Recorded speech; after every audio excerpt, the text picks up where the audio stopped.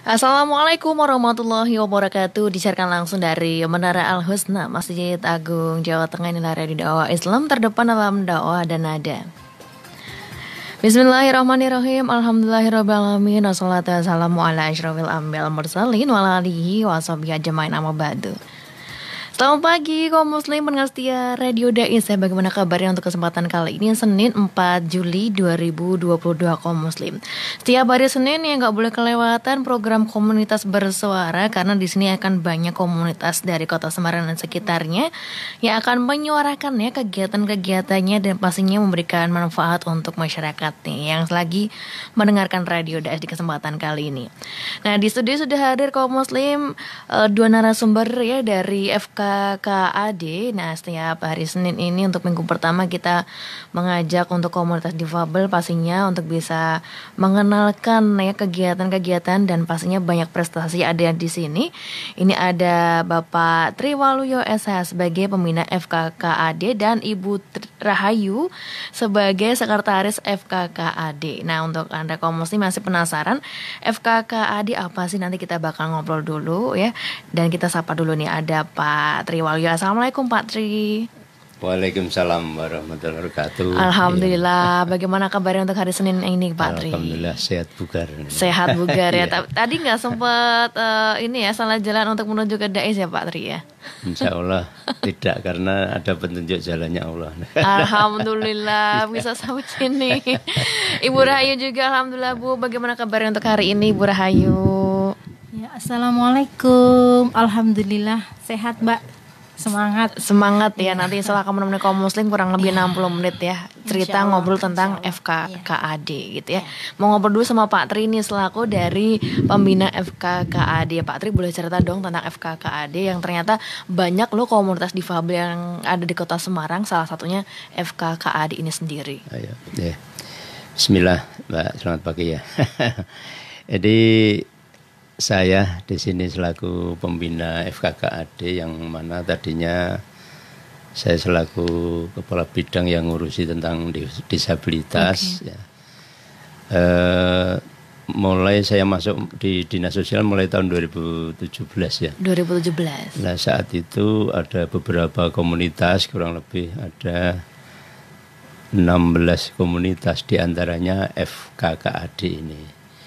Namun dari 16 komunitas itu egosentris masing-masing sangat muncul ya, sangat muncul, dan kami selaku pembina teman-teman komunitas disabilitas di Kota Semarang itu sekian tahun merasa kesulitan bagaimana cara satu mendapatkan data aja susah, data disabilitas, karena masyarakat di Kota Semarang ternyata itu masih merupakan aib ya. Padahal pemerintah pun sudah ada perhatian bahwa disabilitas pun diurus seperti masyarakat biasa. Jadi itu yang orang tuanya merasa masih itu merupakan aib ya, sehingga didata malu. Itu yang pertama. Yang kedua, egosentris yang saya sampaikan tadi, masing-masing komunitas itu pengen muncul sendiri-sendiri, muncul sendiri-sendiri. Kemudian dari sekian tahun kita bentuklah HIMIK ya namanya, Himpunan Masyarakat Inklusi itu untuk menyatukan satu arah ya pembinaan dan agar semua tetap kompak di bawah naungan HIMIK itu.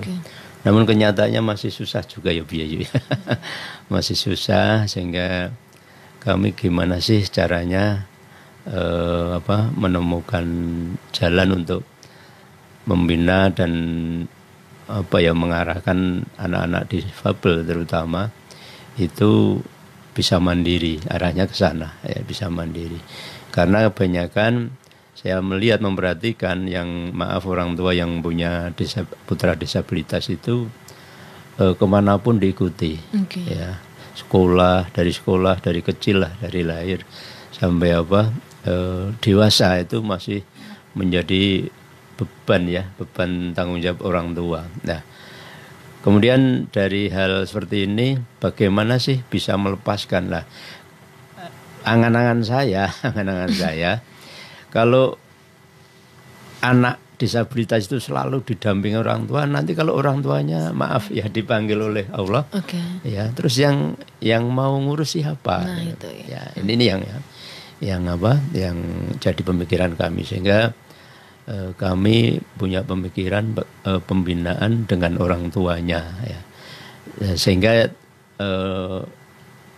komunitas yang tepat itu apa untuk membina orang tua dan putranya. Ternyata ada forum komunikasi keluarga anak disabilitas ini yang paling tepat, karena bisa mengakomodir semua komunitas disabilitas. Kalau contoh disabilitas sensorik netra, itu ya khusus netra saja. Kemudian daksa saja, tuli saja gitu kan. Nah itu sehingga agak susah ya. Sehingga kami dengan FKKAD ini alhamdulillah sudah merintis, dan juga waktu itu kami juga punya pemikiran sekolah ya, mencari ilmu. Ternyata waktu itu ke Malang, kota Malang. Nah di sana ternyata pengembangan atau pembinaan anak-anak disabilitas ini melalui FKKAD juga. Berarti CID ya, CID. Sehingga alhamdulillah tahun 2021 ya Bu Yayu ya, itu sudah kita bentuk karena sekian lama vakum FKKAD-nya, karena sepuh-sepuh waktu itu, dan yang paling muda Mbak EN ya. Sehingga tahun 2021 kita bentuklah FKKAD baru, dan ketuanya Mbak EN, dan saya ditunjuk selaku pembina, dan sekretarisnya Bu Yayu yang hadir di studio ini. Itu pola bagaimana FKKAD berdiri di Kota Semarang. Arahnya seperti itu, Mbak. Nah, ini menurut Pak Tri ya, di angka 1 sampai 10 nih untuk khususnya warga Semarang mungkin yang lingkup yang lebih kecil, berapa persen sih keluarga yang mau terbuka untuk menunjukkan jika ada anggotanya itu yang ternyata disabilitas, atau masih banyak sekali nih yang masih malu untuk menunjukkan keluarganya ada kekurangan gitu. Jadi dengan kami hadir di Dinas Sosial tahun 2017, kemudian alhamdulillah undang-undangnya nomor 8 tahun 2016 juga sudah turun, sehingga dengan dasar itu kami sosialisasi ke masyarakat sampai yang terbawah, yaitu dengan bekerja sama dengan PKK. Karena unsur PKK itu unsur yang elemen yang terbawah yang bisa langsung menyentuh masyarakat. Sehingga kita sosialisasi, kita data. Nah, dari sekian warga di Kota Semarang, kurang lebih 1,7 ya, itu ternyata hampir 90% sudah mau mendata. Masih ada kurang lebih 10% itu yang memang masih tertutup. Dan bahkan kalau kita datang itu, petugas kami datang untuk mendata itu marah. Karena merasa mampu itu merupakan aib itu. Jadi anak itu dikurung saja di rumah gitu. Seperti itu. Jadi kami terakhir tahun 2021 itu memiliki data 7.120 anak disabilitas. Dari sekarang sudah 20 komunitas ya yang saat ini sudah terbentuk ya untuk di Kota Semarang, gitu Mbak. Jadi sudah banyak komunitas juga yang ternyata mau meluangkan waktunya nih untuk ngupain anak-anak dan keluarganya gitu. Nah, untuk program-program ini Pak, untuk FKKAD, karena gak hanya anaknya aja nih, ternyata ibu, ayah, bahkan kakak adiknya mungkin juga mendapatkan edukasi gitu tentang merawat dan menyayangi anak-anak disabilitas. Jadi dengan komunitas-komunitas itu kita selalu dari Dinas Sosial utamanya di bidang rehabilitasi sosial itu kita sosialisasikan undang-undang itu. Kemudian yang kedua, bagaimana kita menuju ke arah kemandirian. Sehingga satu, dan juga pencegahan bagaimana keluarga bisa tidak disabilitas ya. Gitu. Yang pertama kita adakan pelatihan dan sosialisasi di kelurahan-kelurahan. Waktu itu lurah juga kita undang, dan tokoh masyarakat, tokoh agama kita undang, bahwa satu, perkawinan sedarah itu juga bisa mengakibatkan disabilitas ya. Satu. Yang kedua, unsur kandungan bumi ya, mungkin dari air yang banyak besi ya, itu juga bisa mengakibatkan banyak lahir anak-anak disabilitas semacam itu. Dan yang kedua itu kita arahkan orang tua itu untuk terapi dini. Terapi dini. Iya, karena kalau terapi kan mahal ya. Terapi mahal ya. Kalau paling tidak orang tuanya sudah kita bekali dengan terapi dini bisa, berarti kan tiap hari dipegang dengan pembiasaan, insya Allah lebih tepat untuk menerapi putra-putrinya. Ya, benar.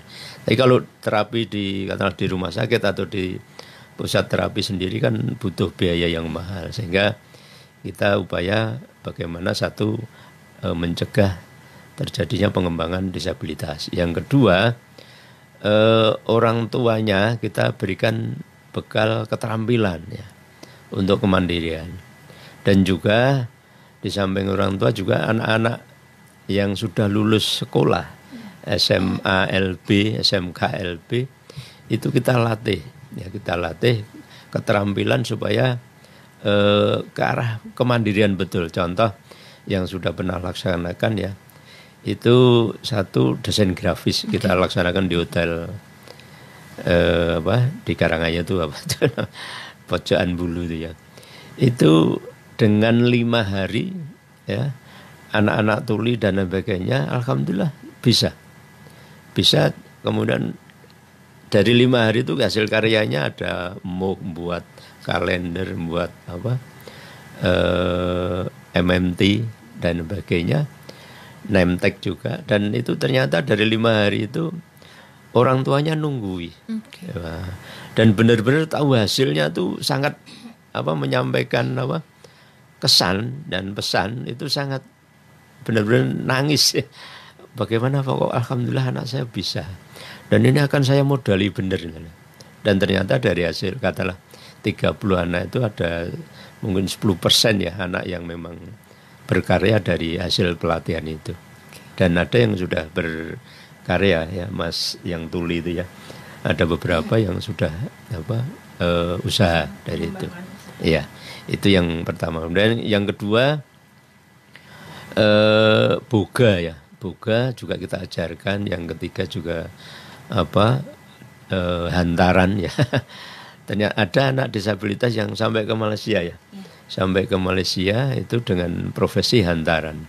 Ternyata hantaran baru saja dalam pelatihan itu membuat, kemudian difoto. Sekarang kan modelnya viral ya. Difoto kemudian di share di gitu ya.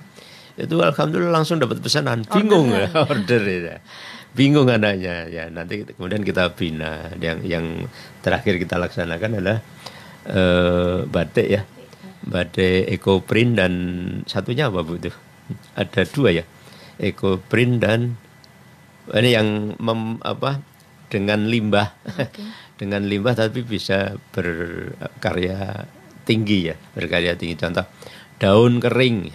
Kalau kita biarkan kan disapu angin ataupun hilang gitu. Tapi ternyata dengan tutorial yang bagus, instruktur yang bagus, kemudian mengarahkan menjadilah karya batik yang sangat bisa ekspor ya Bu ya. Hanya saat ini memang pembinaan kelanjutannya setelah saya porna itu belum ada yang meneruskan ya.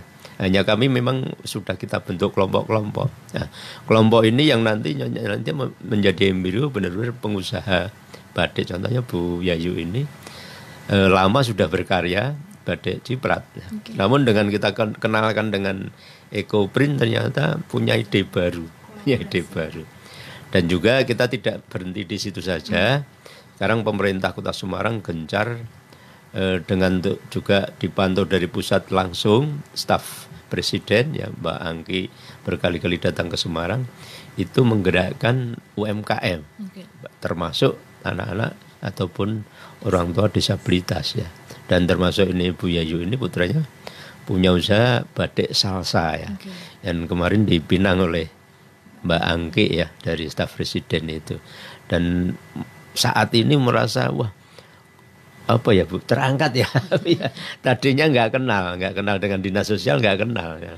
Tapi dengan alhamdulillah dulu saya juga ngurusi beliau ya, karena saya dulu pembina guru juga. Kemudian ketemu di dinas sosial berkarya seperti itu.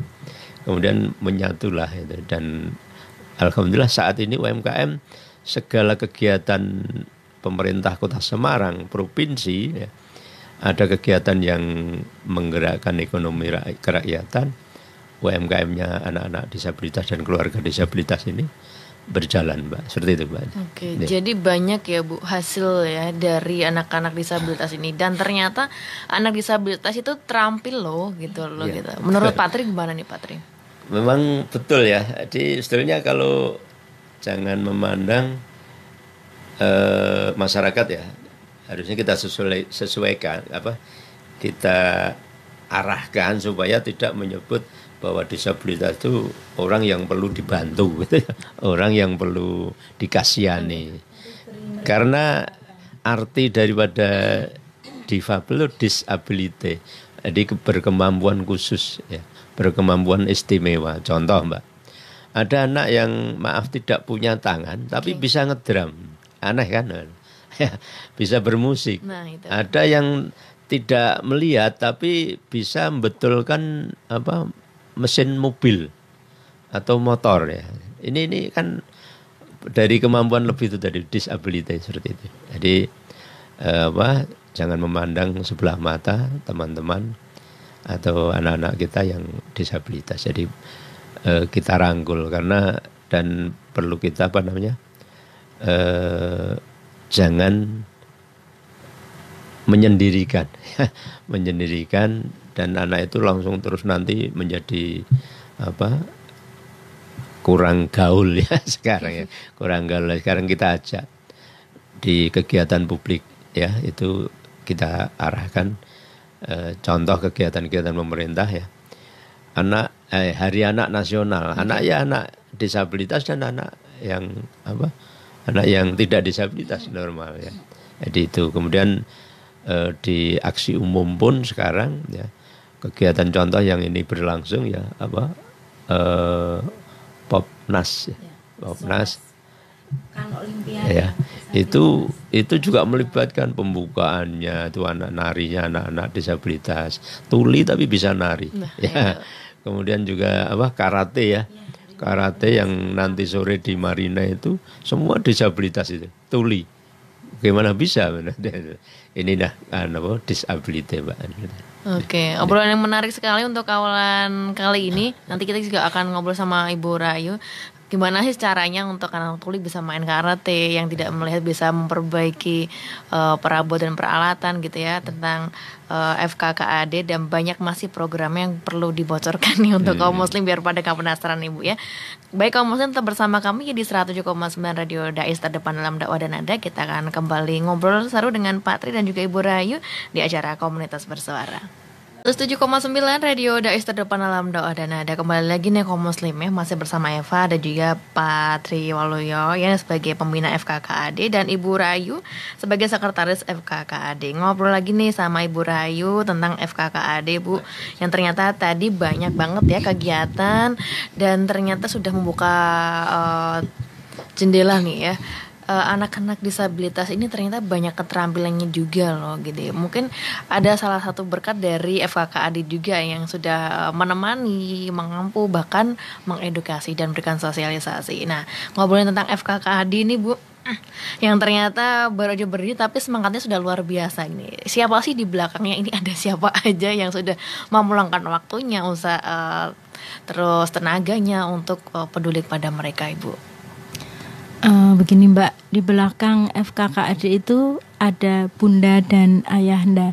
Jadi orang tua dari anak-anak disabilitas yang bergerak di bidang sosial ini.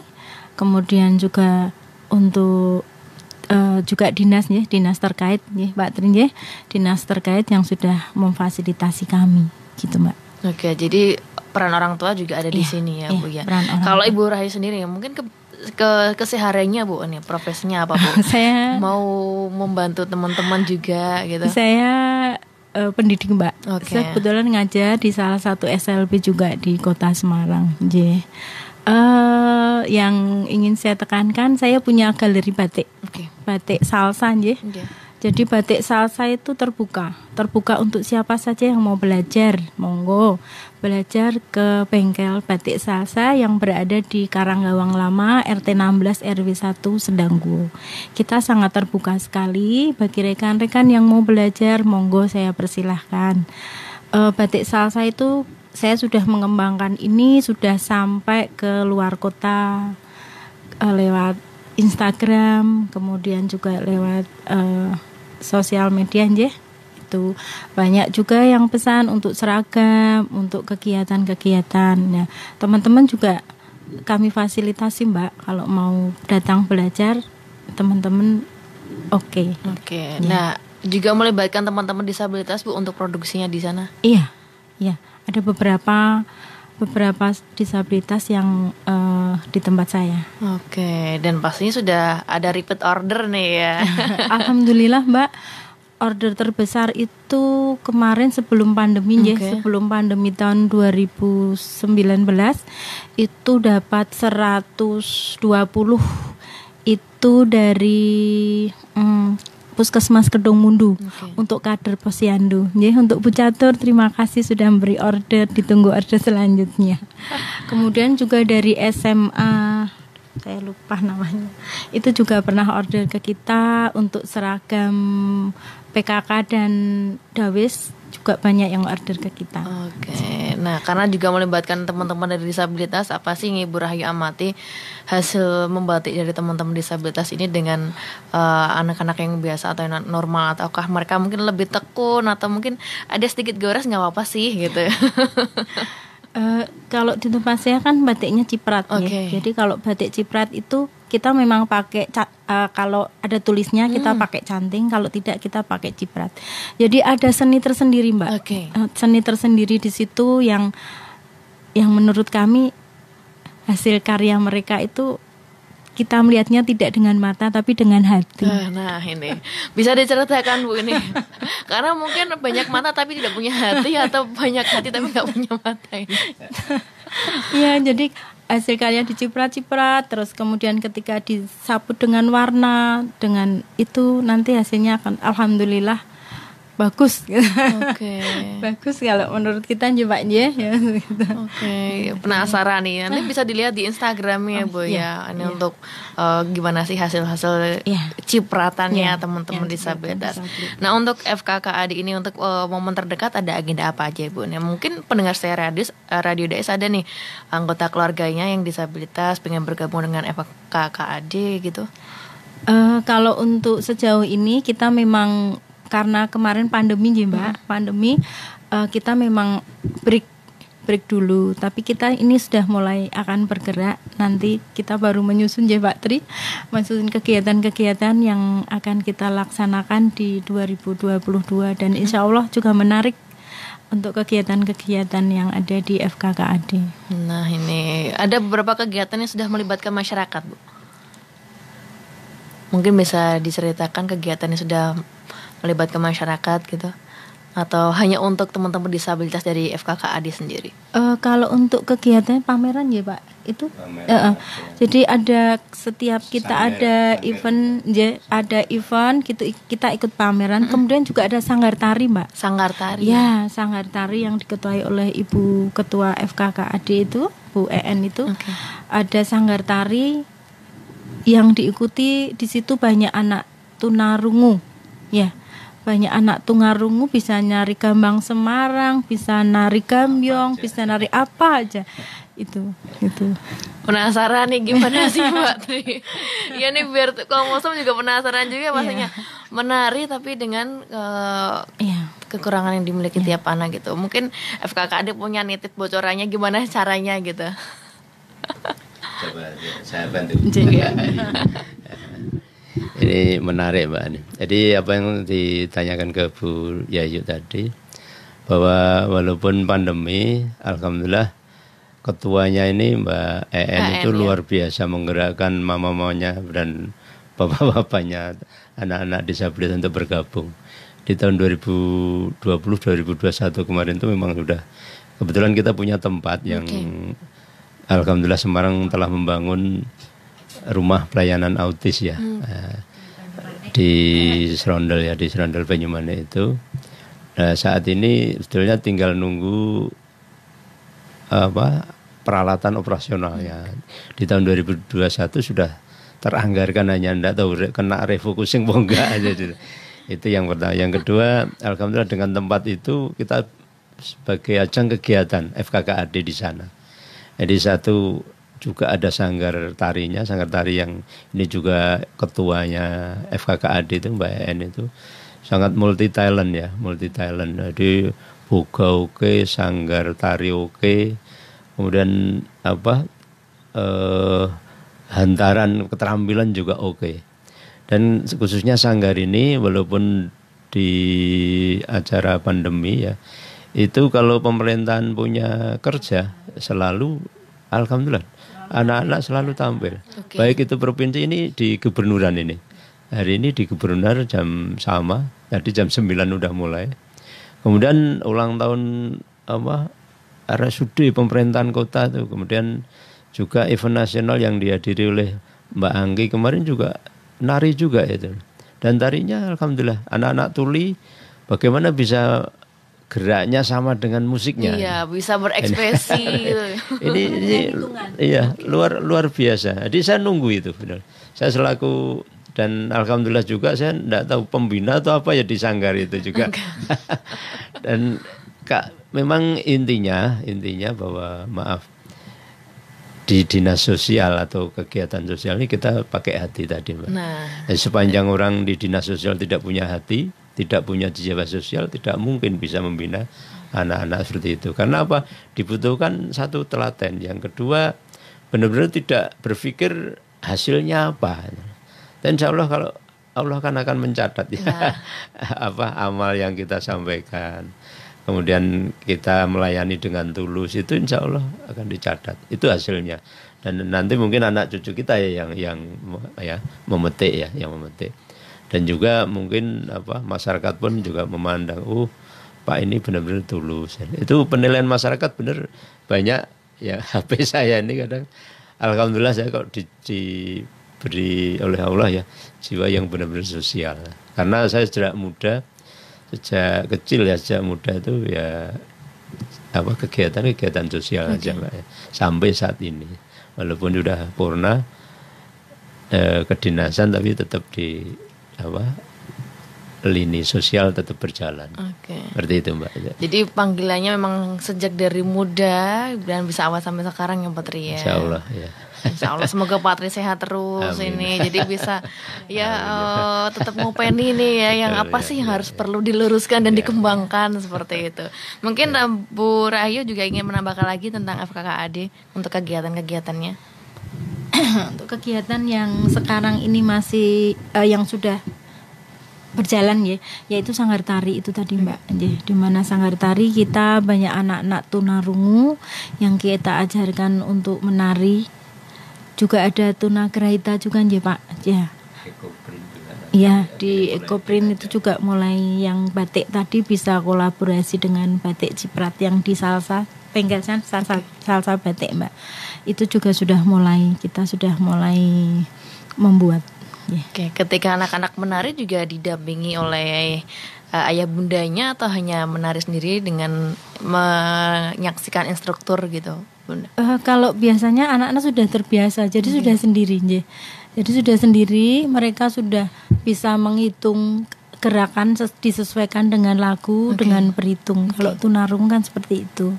Jadi kita belajarnya kan menghitung 1, 2, 3, 1, 2, 3 lah. Itu sudah menjadi kebiasaan untuk anak-anak.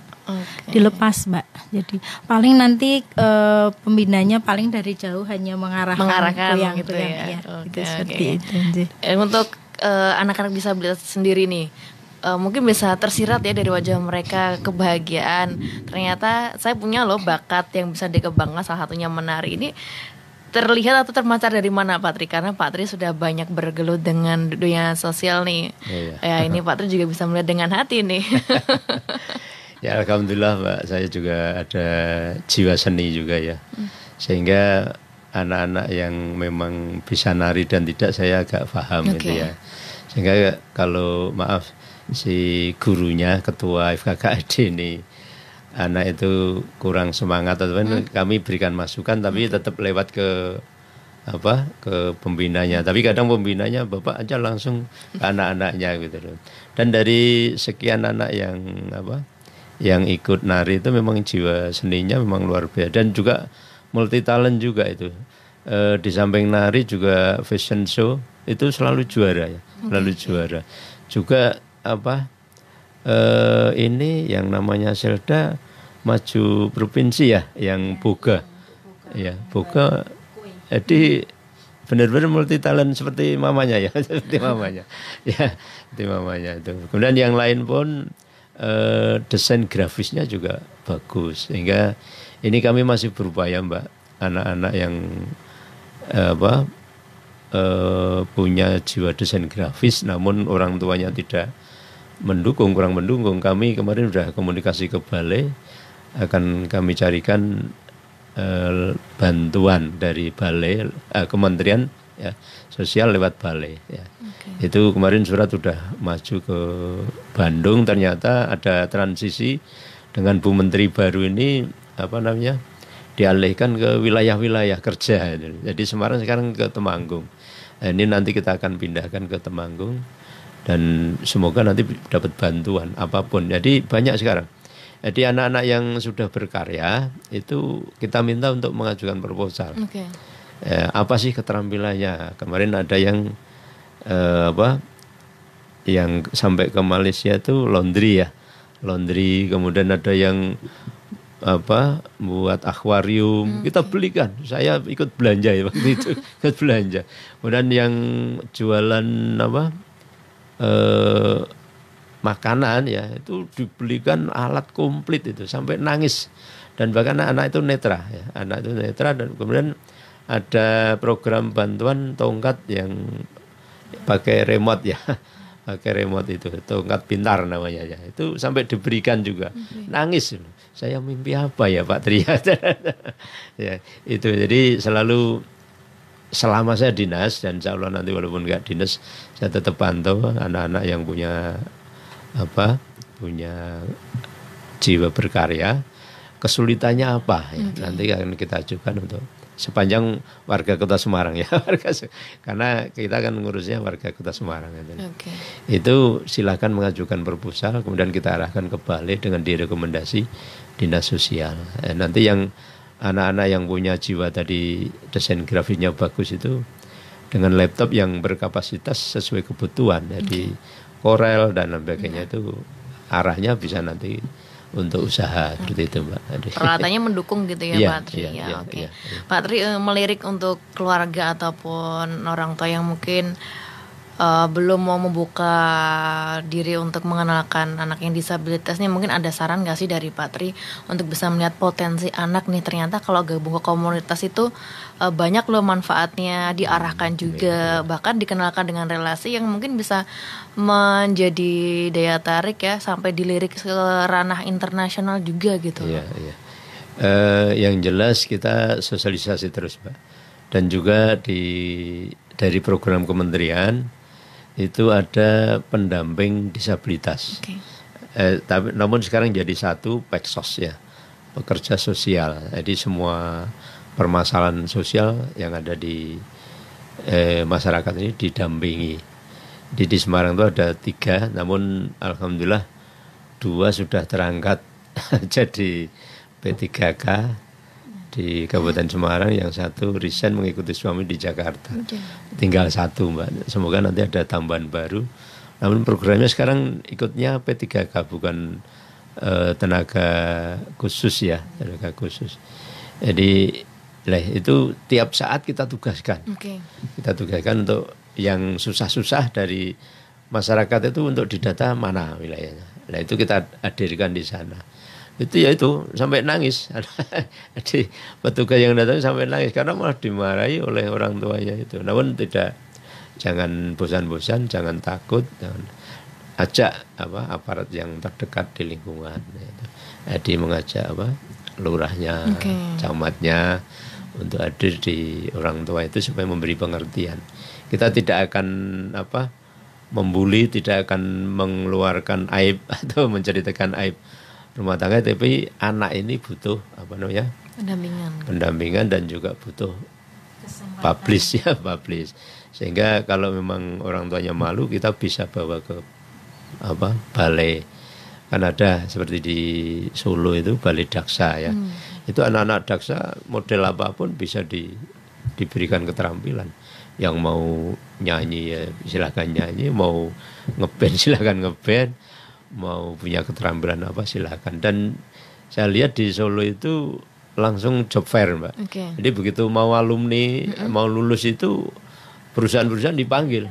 Ya, perusahaan dipanggil seperti halnya SLB sekarang juga sama kelihatannya ya. Arahnya begitu. Seperti SMK itu kan langsung kerjasama dengan perusahaan-perusahaan. Nah, itu dipanggil, butuh pegawai yang seperti apa ya. Yang dibutuhkan apa. Nah, ini alhamdulillah link and match ya namanya. Link and match ini akan berjalan. Dan semoga nanti yang menggantikan saya sejalan dengan pemikiran saya. Insya Allah. Terutama hatinya ya. Iya. Begitu, Mbak. Iya, biar programnya tetap berjalan terus ya Pak Tri ya. Oke. Ibu Rahayu nih selaku juga sebagai pendidik ya Bu tadi di SLB ya Bu ya. Dan juga bergabung di FKKAD ini. Ada nggak sih Bu pengalaman yang nggak terlupakan gitu ya, mungkin menemukan di sekolahnya ataupun di forum ini gitu, pengalaman untuk anak disabilitas yang ternyata bisa mengetuk hatinya Ibu Rahayu untuk semakin ini memang jalan saya nih untuk di kegiatan-kegiatan sosial gitu Bu. Kalau saya itu yang mengetuk gini Mbak, beri mereka kesempatan untuk berkarya, kesempatan untuk menunjukkan bahwa mereka bisa itu. Jadi kalau beri mereka kesempatan untuk melakukan sesuatu. Terus kemudian juga untuk orang tua, sekali lagi untuk orang tua jangan diumpetin. Mereka punya hak yang sama sebagai makhluk Tuhan Mereka punya hak untuk sekolah, mereka punya hak untuk diakui, mereka punya hak untuk kesehatan, pendidikan. Mereka punya hak sama seperti anak-anak yang normal. Itu. Kadang mereka, saya ngajarnya di kelas kecil Mbak.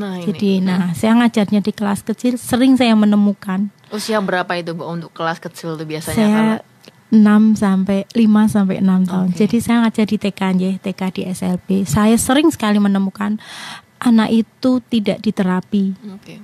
Anak itu diumpetin dari orang lain. Kemudian anak itu juga tidak difasilitasi kesehatan. Itu banyak sekali saya temukan. Jadi kalau ada tamu di rumah, anaknya diumpetin dimasukin kamar ya. Kemudian kalau misalnya diajak ketika pergi dicekal gitu, dipegang, jadi nggak ada kebebasan untuk dia. Orang tuanya juga mikir nanti kalau dia bertingkah pasti saya malu. Nah itu jadi kita harus mensyukuri apapun yang diberikan Allah. Jadi merasa kita itu orang yang istimewa. Tidak semua orang bisa dititipi anak seperti itu. Harapan saya, karena saya juga punya anak yang disabilitas jadi saya merasa saya itu orang pilihan Allah.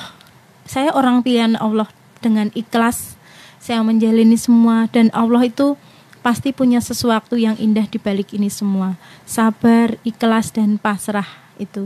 Beri kesempatan mereka untuk maju. Jadi menciptakan kesempatan untuk mereka ya Pak, itu yang mahal. Kesempatan untuk mereka. Diakui lah, paling tidak ada Mbak yang ayahnya tidak mengakui anaknya seperti itu.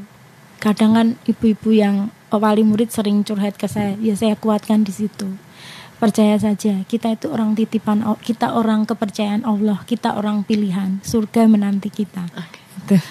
Untuk terapi dini, tadi ada kata-kata terapi dini nih, penasaran nih Pak ya. Mungkin kalau ke tempat terapi lumayan ya menguras kocek nih. Bu Rahayu mungkin punya nih cara atau tips untuk terapi dini untuk anak-anak disabilitas ini. Kalau untuk terapi dini, terapi itu memang ada ahlinya ya Mbak. Jadi paling tidak ketika anak-anak itu diterapi kita melihat dan kita menirukannya di rumah.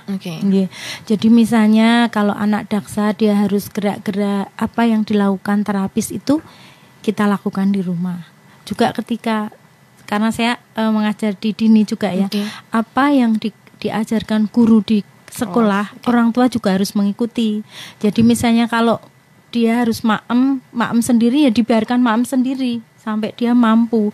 Yus morat marit kalau di kelas saya sudah nggak masalah, tapi belajarnya ya belajar itu harus anak-anak harus betul-betul kita lakukan. Jadi tidak hanya di sekolahan misalnya anak ini harus makan sendiri dilihat gurunya apapun yang terjadi nanti di rumah disuapin itu sudah bubar jalan itu Mbak, tidak bisa aja. Paling tidak orang tua juga mengerti apa sih yang harus dilakukan terapinya dan itu kita lakukan. Jadi pengulangan ya Pak Tri ya untuk terapi dini ini Pak Tri ya. Jadi harapan kami dengan terapi dini itu contoh anak-anak yang di Semar Cakep tuh apa? SIPI ya? SIPI. Anak SIPI itu kalau tidak diterapi setiap saat ya, itu dia akan kaku ya. Jadi kaku cenderung tidur terus ya. Tapi kalau diterapi tiap hari, jadi kami kemarin membelajarkan ke orang tuanya terapi dini itu, kita ngundang terapis gitu Pak. Itu benar-benar orang itu difahamkan supaya nanti di rumah itu dilaksanakan. Karena tahu bagaimana anaknya sendiri, kemudian terapi sendiri biar apa?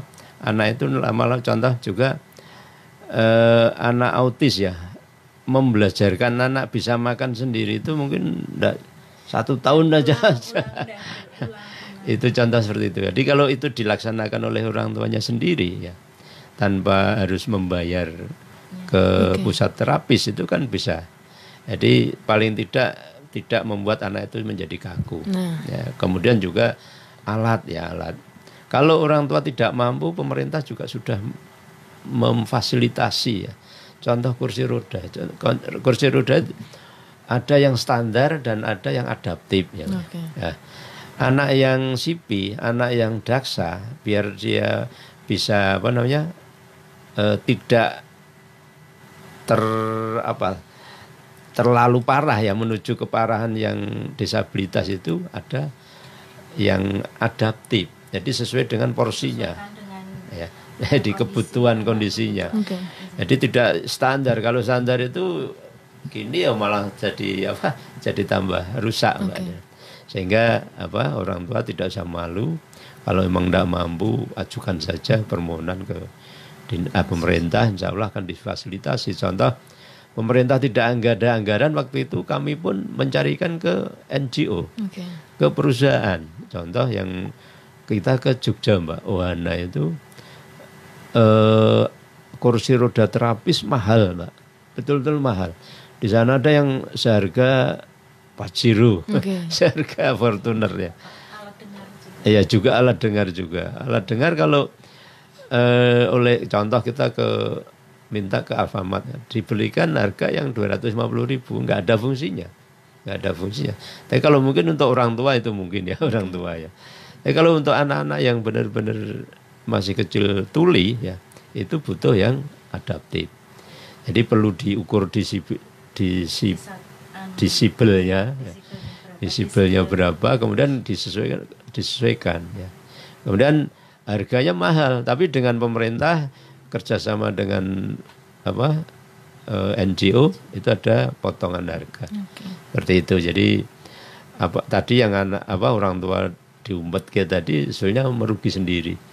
Jadi harusnya anaknya bisa normal, kemudian malah parah. Ya akhirnya ditunggu meninggalnya aja. Itu kan dosa seperti itu. Diberi amanah Allah. Dan maaf loh ya, ini juga mengingatkan masyarakat. Kita normal pun suatu saat bisa jadi disabilitas. Contoh ke dokter kemudian mungkin keliru dalam pengobatan dan sebagainya, bisa aja mata kena ya. Jadi buta seperti sahabat mata itu tadinya normal sampai mahasiswa. Kemudian karena kurang tahu apa penyebabnya sehingga saat ini netra. ya netra. Dan juga daksa juga bisa kecelakaan ya, kecelakaan kemudian patah kakinya atau tangannya, jadi daksa. Saya ke lingkungan saya sendiri seperti itu. Yuk saya orang di dinas sosial harus membuat lingkungan ramah disabilitas ya. Ada polisi tidur tinggi-tinggi, Mbak. Potong itu, diratakan. Kita dari jalan tidak bagus membuat jalan yang bagus, kok sudah bagus dibuat polisi tidur. Itu kan menyusahkan orang disabilitas, Mbak ya. Pakai kursi roda ya harus, apalagi pakai apa? Kursi roda dan sebagainya. Ini tentunya masyarakat kami waktu dinas tidak henti-hentinya, ya lewat radio, lewat TV, lewat tokoh-tokoh tadi itu sudah kita sosialisasikan supaya benar-benar ramah dengan lingkungan. Dan juga orang membangun, Mbak, orang membangun katakanlah ini masjid ya, masjid harusnya ramah disabilitas. Bagaimana orang disabilitas daksa bisa sampai ke atas ya. Bagaimana bisa ke masjid di atas ya. Itu paling tidak ada ram ya. Ada ram yang bisa mengakses ke sana. Tapi kenyataannya saat ini contoh di masjid di balai kota itu rolaknya kan tinggi, Mbak. Sehingga kemarin kita berikan masukan Pak Wali potong. Sekarang udah dikasih ram. Seperti itu. Jadi masjid-masjid saya ke masyarakat pun saya berikan sosialisasi seperti itu. Jadi dimanapun pembangunan dan juga kamar mandi ya, toilet ya. Itu harus bisa yang mengakses kursi roda masuk. Ya, kursi roda masuk. Dan pintu tidak masuk ke dalam, tapi keluar. Itu contoh ciri-ciri seperti itu. Kemarin dalam penyusunan perda pun kami sampaikan itu. Itu, Mbak. Menarik sekali obrolan kali ini Pak Tri dan Ibu Rahayu. Gak kerasa mau di penghujung acara nih. Semoga obrolannya bermanfaat ya Pak Tri. Dan kapan-kapan bisa ngobrol lagi Pak Tri. Ternyata masih banyak loh hal-hal yang harus dibuka tentang disabilitas gitu. Banyak komunitas yang juga harus mengenalkan kegiatannya, karena ada juga beberapa pendengar Radio DAIS nih yang disabilitas dan semoga bisa terbuka kembali, banyak loh komunitas yang bisa digunakan untuk mengembangkan potensi mereka gitu ya. Baik Pak Tri, Ibu Rahayu matur nuwun sudah hadir, semoga selalu sehat. Amin. Untuk hatinya juga selalu terbuka untuk kegiatan-kegiatan seperti ini.